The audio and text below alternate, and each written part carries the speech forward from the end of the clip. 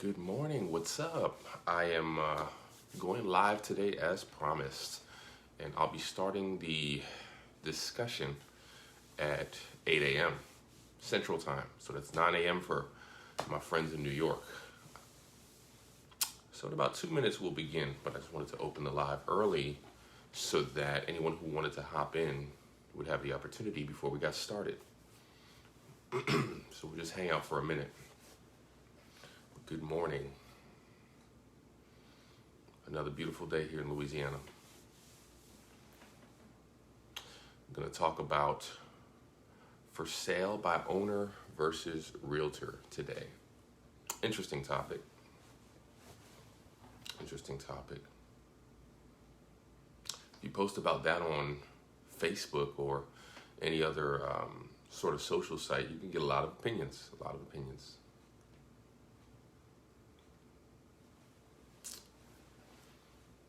Okay. Get started in 1 minute.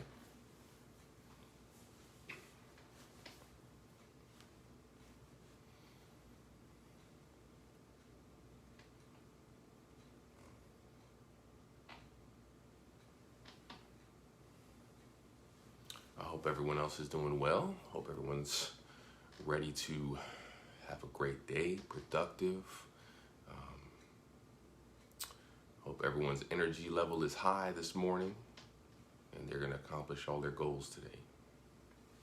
All you guys. That goes for those watching live as well as those who are going to be watching on YouTube later. If you don't know, my channel is the That Good Agent channel on YouTube, so you can look it up. And anytime we do a live video, I'm going to post it on the YouTube later. So stay tuned, stay tuned. Okay, 8 o'clock. We have 3 people in the video this morning. So good morning to the 3 of you. And of course, good morning, good afternoon, good evening to anyone who's watching on YouTube later. We're going to get our discussion started now. So we're talking about for sale by owner versus realtor. So let's start by imagining for a moment that you've come into some money. Okay, we're not talking about Powerball. We're not talking about you coming to 50 million. That's a whole different strata. But let's pretend for a moment that you've come into money to the tune of $10,000, $20,000, maybe $50,000, okay? Maybe you inherited the money, whatever the case, maybe you've won the money somehow, but you've come into some money. What's going to happen? Now, of course, you're going to get all kind of different advice, right? Some people are going to tell you, you need to put that money in the bank. You need to save that money for later, save it for a rainy day. Some people will say, spend that money, have a good time. You only live once. Some people might say, hey, invest that money, make it grow, right? You might even have somebody that says, hey, you know, I have a cousin that went to Vegas. Maybe you should go to Vegas and gamble that money. You know, see if you can win more. Maybe play some lottery, see if you can win more money. So thinking about selling a home can be similar to that. It's almost like coming into money because it's not like you've had this cash to spend. This is not cash that you just had sitting around spending, but you're about to get some money once you sell that home. You're tapping into the equity of your home. And for anyone who doesn't know equity or understand equity, go and watch my YouTube video on renting versus owning to understand equity. Okay? So you're about to tap into the equity. Cynthia's in the video. Good morning, Cynthia. Cynthia's one of our awesome agents at Goodwood Realty. She actually was one of our top agents last month. So good morning to you. Welcome to the live. So we're talking about tapping into that money that you're about to, it's almost like inheriting money. All of a sudden, you're going to have money that you didn't have before. So how do you handle it? How do you handle the sale? Because that really involves handling your money. Now, suppose you've seen a few friends on Facebook or on Instagram with pictures with their realtors and a big key, and some of them are buyers, but a lot of them are also sellers, and the sellers are like, I'm so happy, my realtor's the greatest, I love my realtor. You've probably seen that before. On the other hand, you have a very vocal minority who are like, anyone using a realtor is stupid, you're paying someone else to do something you can do yourself. you should sell your own home for sale by owner. You're gonna pay a ton of money to somebody who isn't gonna do anything for you and doesn't deserve it. There are people who say that. A lot of people, frankly. Like I said, if you post that you have a home for sale, you're gonna have both sides. You're gonna have people saying, "I love my realtor." You're gonna have the realtors, of course, and you have people saying, "Hey, realtors are crazy. Don't use them." Right?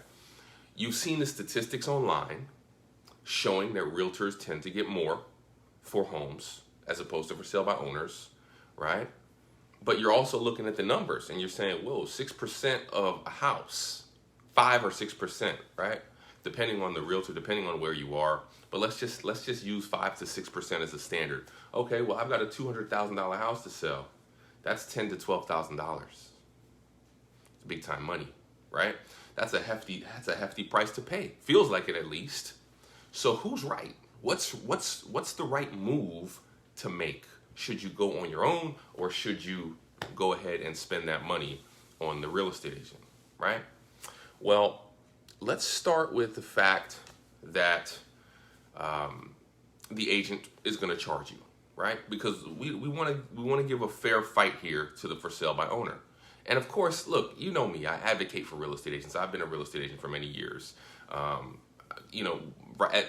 Just again, to recap for those who don't know me, I'm the broker and owner of Goodwood Realty, and we have some really wonderful agents that work there too. So I advocate for agents, but my videos are not about advocating for agents. My videos are about what's the truth of the matter. My videos are really advocating for you, the consumer.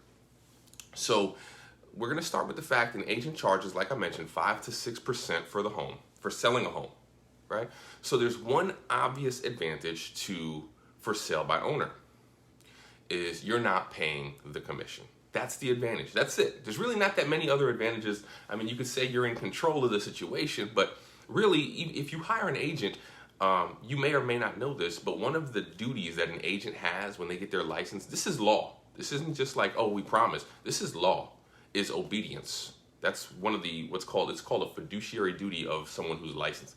So you're still in control. When you have an agent, you're in control. They must do what you say. As long as it's not illegal, as long as you're not telling them to discriminate or to break some kind of law. Aside from that, they must do what you say, or they have to end the relationship. So you're still in control. So really, don't think that, oh, I'm going to do this so I can have a high degree of control. You're in control either way. But the big obvious advantage is really just the commission, or not paying the commission, right? But let's start with this, because there's one sort of myth that we need to go ahead and bust before we start with that assumption that you're going to save 5 to 6%. There's a good chance you're not going to save 5 to 6%, because most of the buyers out there are working with agents. Most buyers work with agents. Understand that. And typically, it's the seller that pays the buyer's agent's fee. Buyers do not pay those fees. So chances are, even if you're for sale by owner, you might end up paying a buyer's agent just because the buyers already have the agents. You can't necessarily get rid of them. It's not that easy. And if you say, well, hey, I just want to deal with the buyer directly. I don't want to, or if you tell the buyer, hey, you pay your own agent, the buyer's going to find another house. Because if every other house on the market is saying, hey, we'll pay your agent for you, and that buyer has the ability to be represented and to have someone a professional advocate for them without having to pay them, they're not going to give that up if they can just find another house that's going to pay them for them. So don't expect the buyer to pay the agent. That's unlikely. And also, it's unlikely that you're going to find a buyer that is totally unrepresented, because most buyers, again, have agents. If it's free, why wouldn't they? A lot of people out there, especially first-time home buyers, wouldn't buy without an agent because they don't even know where to start. The first place they start when they're even looking to buy is they say, I'm going to go get an agent. So let's bust that myth that you're saving 5 to 6%. It's a lot more likely that you're going to save 2.5% or 3%, which is the cost of your own agent, right? But you're still going to need to pay to the other agent. So really, that savings is going to be more of a 2.5% to 3% savings on your sale price. But is that even worth it, right? 2.5 or 3%. Well, to find out if it's going to be worth it, let's ask this fundamental question. What does selling a property even involve? Because if I'm going to sell this property myself, I need to know what I'm getting into, right? At its most fundamental, basic point. Selling a property basically means finding a buyer or finding someone who's going to pay the amount that you're willing to accept for that property. That's what selling it is. You need a license to do that? No, absolutely not. You don't need a professional. If somebody came to you tomorrow with a briefcase with $1 million in it, right, and you were selling your house, hey, problem solved. Unless you live in California and your house is worth way more than that, right? But let's just suppose that someone just texted me and said, I'm not live right now, but I'm pretty sure I am. I think they're on the wrong page. Well, hopefully they find us, or they'll watch it on Zoom, on the YouTube later. So do you need a license to sell your own home? No, you don't. If somebody gave you this money, had all this money, ready to rock, great, right? Go ahead, hire a lawyer or whatever to handle contracts. You're making $1 million, sell your house and move to Hawaii. But the question is, where is this person coming from? Has anyone ever knocked on your door with $1 million offering to buy it? No, right? It's not going to come to you. You have to do something to find this buyer. So as a for sale by owner, what do you do? How do you get these buyers? Where are they? Well, I looked on the internet. I was looking for some for sale by owner advice. And here's the advice that you're going to find when you go on the internet, right?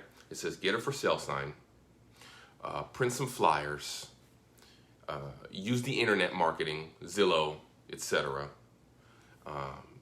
Print out some, or put some print marketing out there, some newspapers, some advertisements, some magazines, whatever the case may be. Take professional photos, get your home appraised so you know what it's worth and you can price it right. So again, here's myth number 2, is that you're not paying anything. You do have to pay some things, right? A for sale sign is cheap. You can go to Home Depot and get one, probably $20, right? Internet marketing, that's low cost. That's cheap usually as well, or even free, as a matter of fact, right? Posting your house on websites, there's a lot of free websites out there. Okay, so that's low cost. But what about printing and distributing flyers? What about putting your house in the magazines and the newspapers and the for sale by owner, periodicals or publications that are out there, right? That's not free. As a matter of fact, that can be expensive, right? So if you were to get an appraisal to find out what your home is worth, well, that's $500 right there. Let's pretend that you want to send out 1,000 pieces of mail, right? Some advertising. Well, 1,000 times, how much is it? How much is a stamp? 50 cents? So not even including the printing, just the mailing, we're talking about another $500, right? 1,000 times 50 cents, another $500. We're already in the hole of $1,000. If we want to take out an ad in a magazine or some kind of publication, that's also in the hundreds. We're talking about hundreds of dollars there, right? So again, that's tapping into that 2.5% to 3% savings. If your house is not a very, very expensive house, right? 2.5% to 3%. Let's talk about 200,000, like the number we used before. $200,000. 2.5% is $5,000. So we might be saving $5,000, but now we're already down to less than $4,000 because we've got to pay to market this thing, right? And now here's the other kicker. We're paying to market to people we don't even know if they're buyers or not. If you mail 1,000 flyers out there, are they going into the hands of potential buyers? No. It might hit one potential buyer, it might hit a few, but if you're mailing something out, or if you're sending something out, and like I said, not to mention that you're paying for the mailing list, but if you're doing that, you don't know where the buyers are. You're just scattershot. You're just doing scattershot and just trying to hit a whole area, as much as possible. But these are there's no way to know who's planning on buying a home. There's no way to know that, right? So we're already over $1,000. We're into the thousands in expenses. So that savings is starting to drip away. The other thing is this: timing is a factor. All this stuff has to be done at the same time right away, because here's the deal. Timing is very important, because one buyer at a time, especially late in the game, has all the leverage against you. If I know that you've been sitting there on the market, or you're not really on the market, you're for sale by owner. I know you've been sitting there trying to sell your home, and I've seen that sign there for a couple weeks, and I say, hey, you know what? I got my eye on that home. I'm going to make an offer. Well, guess what? I know I'm the only buyer in town. I'm the only train you've got to catch. I'm the only thing smoking, as they say, right? So there's little pressure on me to make you a high offer. I have very little pressure. See what I mean? I can make you a low offer. I can take my time. I can just watch you and say, hey, right? Even if I were to come early in the process, again, I know you're for sale by owner, so I know that you don't have access to all the buyers out there that the realtors have access to. You're trying to generate a buyer pretty much out of thin air. So I know there's not as much competition for your house as there would be for one that is retail, that is on the market. So again, if I'm a savvy buyer, and that's the buyer you want a buyer who knows what they're doing, right? I know that, again, I'm only really competing against myself. There's not going to be 10 or 20 people lined up to buy your house. So that means the pressure is not on me to make you a high offer. Now put yourself in a buyer's shoes. You are going to make an offer on a home, and you know you're the only person who's making an offer, okay? Or there's a very good chance you're the only person making an offer. Are you going to offer full price? Maybe. Maybe if it's day one and you love the home and the sign just went in the yard today, and you're like, I've been looking at this home for a while, and I always said if this home ever came on the market, I'd buy it. No questions asked, right? Maybe you'll make a full offer. If not, you're probably going to try to negotiate, especially if you're on your own. Everyone tries to negotiate. Again, if you don't know too much about negotiations, check my last live video that talked about how to write a winning offer, because I talk a little bit about what real negotiations mean. But you're going to try to do a negotiation, and you're going to try to come in low. That's what buyers do. That's what people do. So how low are you going to come in off of their asking price? They're asking $200,000. Are you going to come in at $199,990? Take $10 off the price? No. Chances are you're going to come in at least $5,000 low. That's the reality, right? And you're going to say, well, let's see what the seller has to say. Why? Because you're under no pressure. There are no other buyers. You're the only game in town. Maybe I'll come in $10,000 low. Let you meet me somewhere.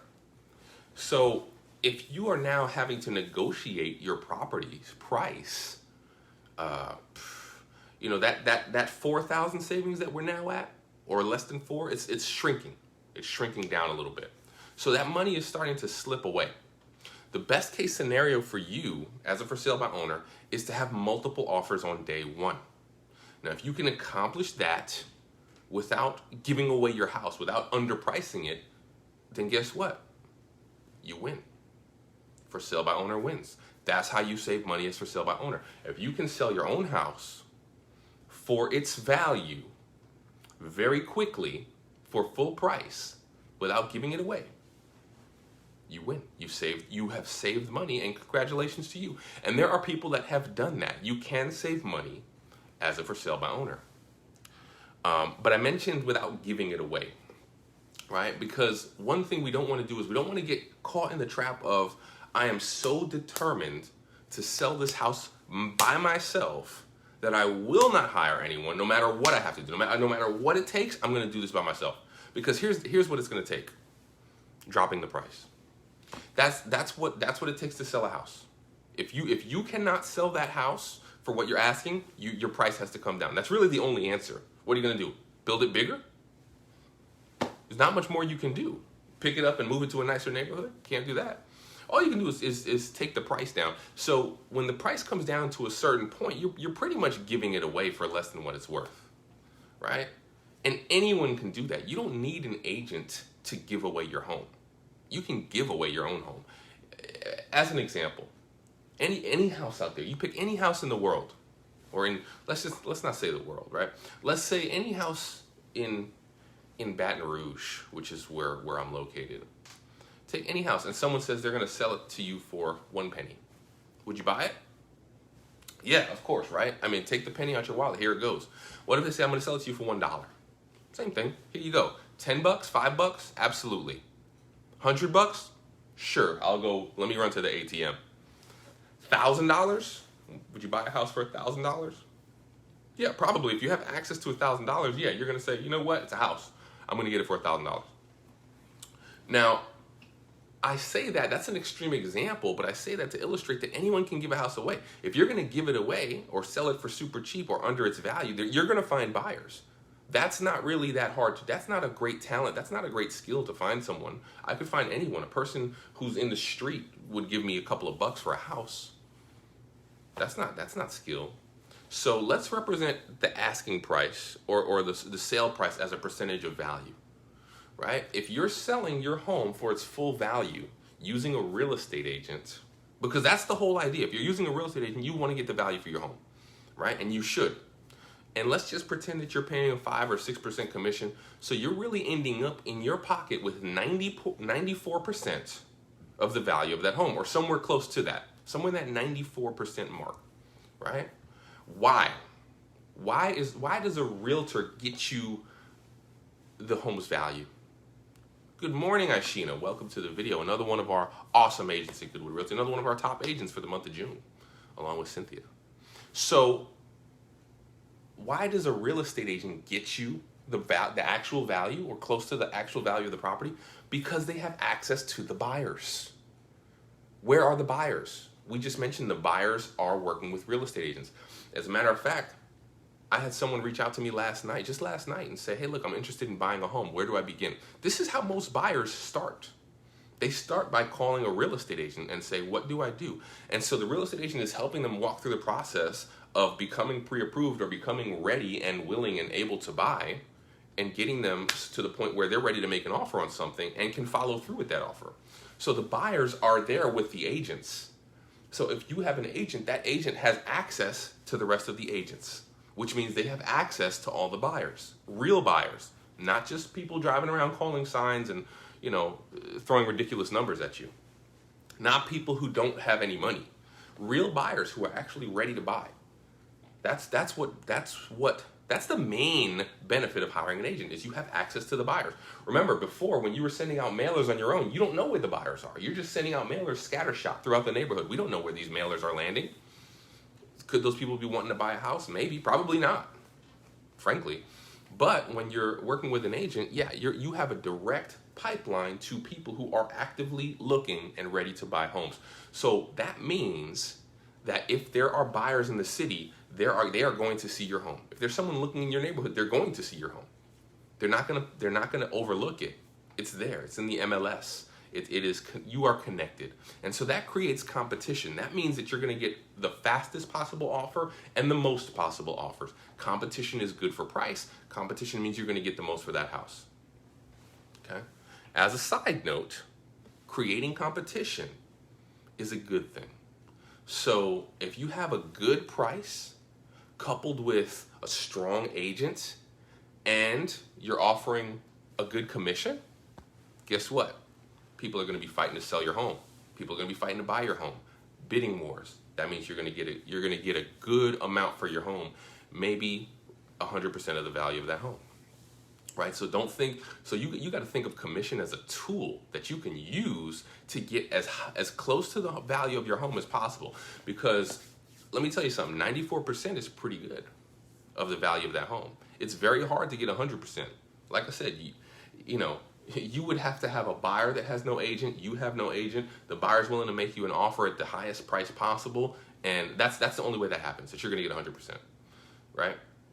So let's take this to a little bit of a sidebar and talk about wholesalers, right? And I have friends who are wholesalers. I love wholesalers. I don't have any problem with them. They have their place in the industry, which is when you need to buy something or sell something fast.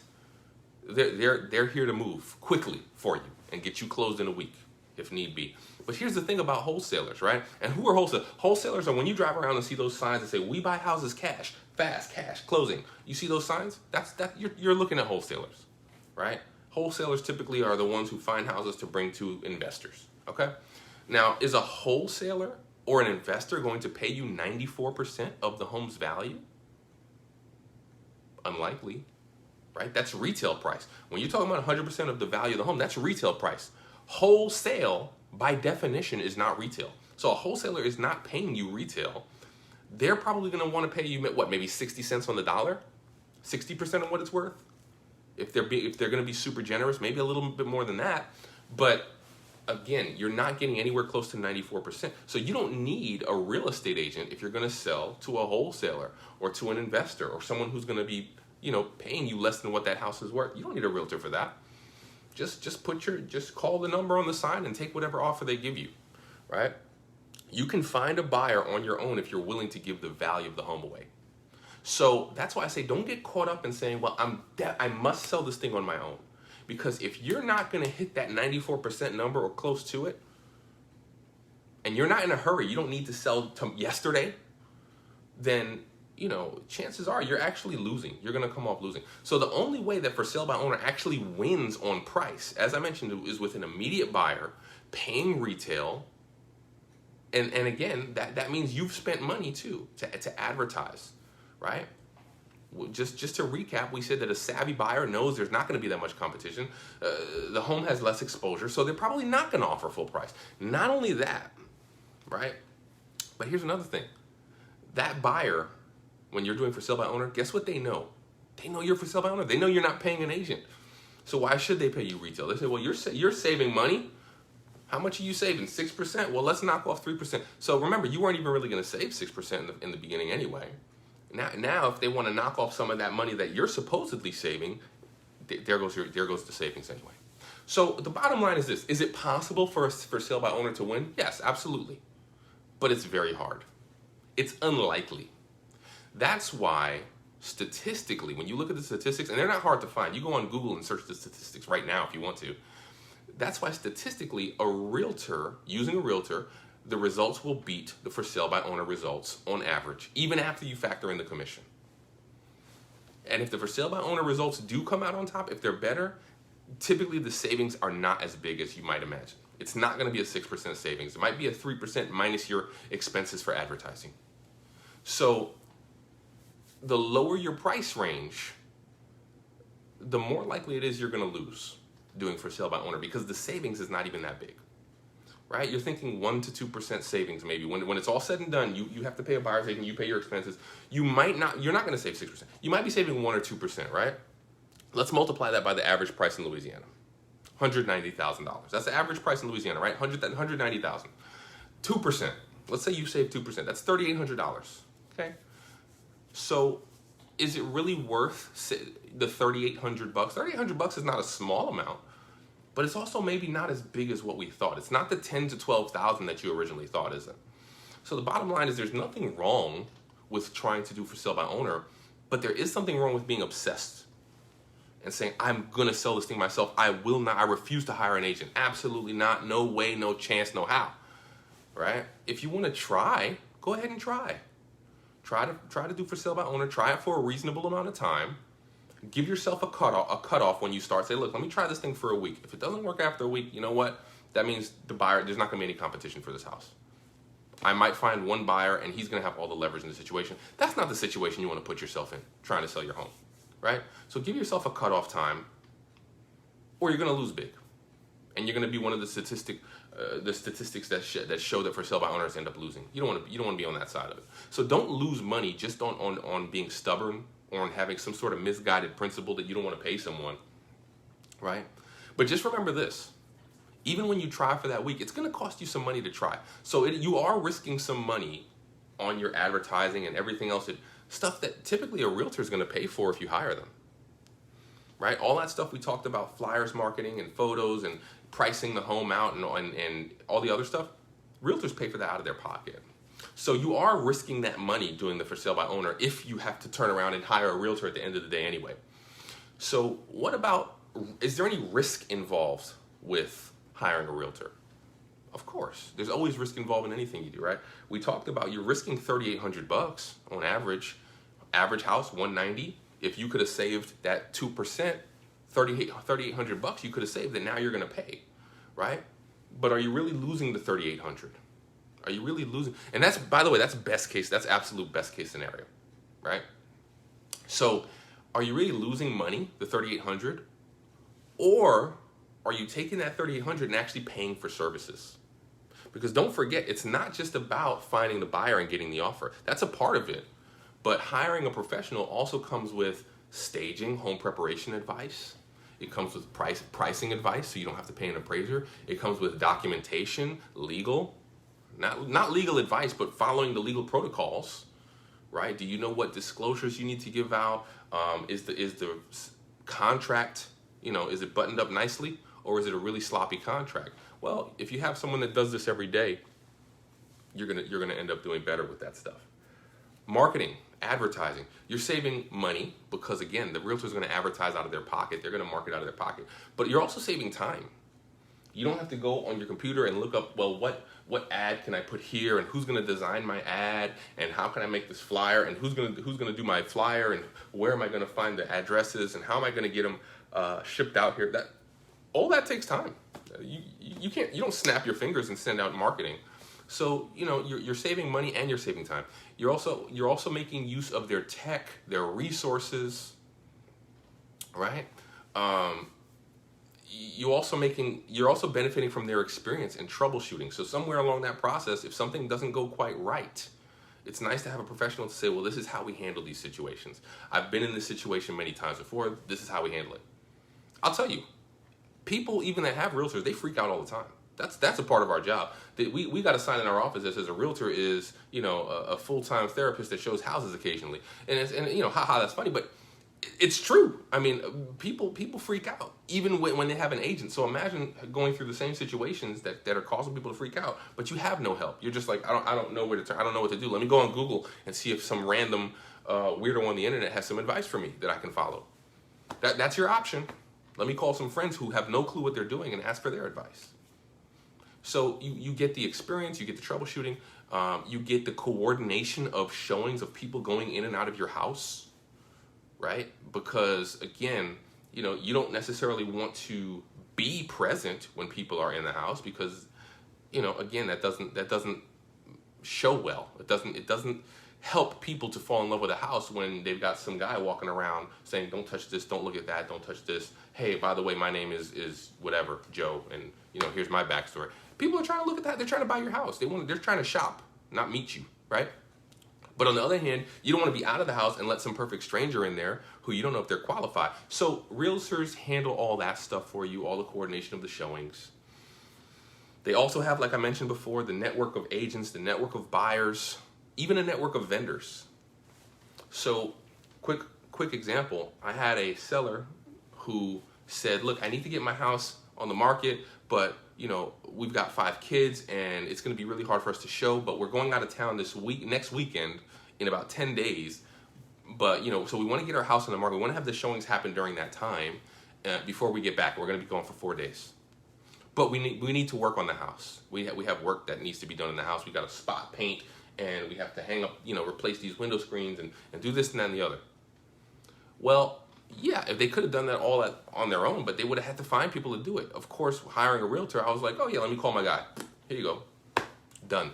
Had the house on the market by the next weekend. The showings went as planned. The house was, painted beautifully. Everything was ready to go, and got the offer by the time they got back from being out of town. They had an offer on their house. So you have also the resources of the agent. You have negotiation. If you have a good agent, you have negotiation tactics, negotiation skills. You have transaction management. So once you actually have a contract, taking it from A to Z and making sure that house closes, right? Transaction coordination, you have that. You have consultation, advisory along the way. Like I said, from the experience. You have an ongoing future relationship, right? So later on, when something happens in your house, you're like, I need an electrician. Boom, let me call my agent. He knows the best people in town. He knows someone reliable, so you don't get swindled later. So you have that ongoing relationship. You get gifts, you get perks. Some agents will bring you something at the closing. Some agents might say, hey, look, you've closed with me, so now you're in my club, you're in my closings club, and every now and then I do giveaways. Why? Because agents advertise. And so, yeah, who knows, maybe down the line you might win a $50 gift card, right? Or you bring a referral to that agent because you have that ongoing relationship, and now every time you bring a referral, man, they're hitting you with $100 at Ruth's Chris as a gift card, as a thank you, right? Or just miscellaneous benefits. What other benefits can you think of? I don't know, right? Now, here's a warning. Everything I just mentioned, you're only going to get that from a good agent who's providing services at a high level, right? But the good news is you get that for typically the same price as what you would pay a lousy agent, a weak agent, right? Are there weak agents out there? Of course. They can't all be winners, right? It's not possible. So the warning for anyone thinking of hiring an agent is that if you're hiring a weak agent, that could end up being worse than for sale by owner, because you might be in the exact same situation. Someone who doesn't know what they're doing, cannot generate interest, doesn't price the house properly, doesn't market it properly, and doesn't get any offers. And now you're in that same situation where you have buyers with all the leverage in the negotiation. So they're gonna give you a $5,000-$10,000 haircut off your price, and you have to still pay this agent who didn't do anything for you. So the warning is, stay away from weak agents. You might as well do the for sale by owner, because remember, anyone can give their house away. You don't need an agent for that. But strong agents typically are going to win. So here's the bottom line of everything. For sale by owner, you can win, but it's a little bit like taking that money that we talked about in the beginning when I said you came into some money. It's kind of like taking that and going to Vegas. Some people win, most people lose. That's for sale by owner in a nutshell. A good realtor, hiring a good realtor is the safe bet. It's a safe bet. It's more likely you're going to end up at around that 90 to 94% of what your home is actually worth, and putting that in your pocket, right? If you know what you're doing, if you feel confident, you really want it, you're a DIY person, you really want to try it, give Fizbo a whirl. Go for it. If that's what you want to do, have a blast. But just remember, don't be stubborn. Your goal is not to sell without an agent. Your goal is to sell. Your goal is to sell for the most money and to make good decisions along the way. So sometimes that means hiring an agent. All right, that's it for today. Again, just if you're looking for me, you can find me on Facebook, Instagram, @thatgoodagent is my handle. You can check out the website, thatgoodagent.com. It's got links to all my social media as well as a property search site on there as well. And I'll be here on Friday with my next video. What is my next topic on Friday? It looks like solo versus team, right? Should I hire an agent who is a single agent or who's part of a team? Is there a difference? As an agent, should I go solo? Should I be on a team? Some interesting questions to talk about for Friday. So hopefully we'll see you guys Friday, 8 o'clock.